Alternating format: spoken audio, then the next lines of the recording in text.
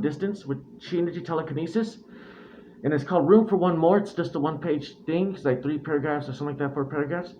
And this is not the picture. This is another story thing. But this is a Scary Stories Town of Dark. This can get started. Room for One More. Scary Stories Town of Dark. A man named Joseph Blackwell came to Philadelphia on a business trip. He stayed with his friends in a big house they owned outside the city.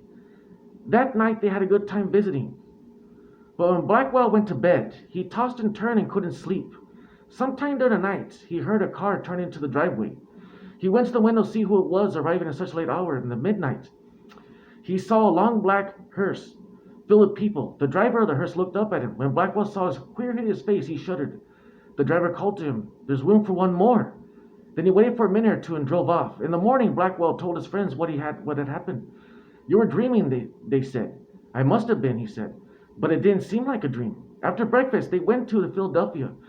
He spent a day high above in the city in one of the new office buildings there.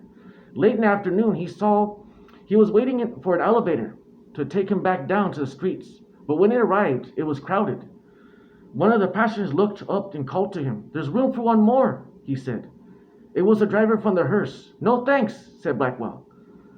"I'll get the next one." The doors closed and the elevator started down. Then what was heard was a loud screaming and screeching and a crash. The elevator had fallen to its doom in the bottom. Everybody on board died.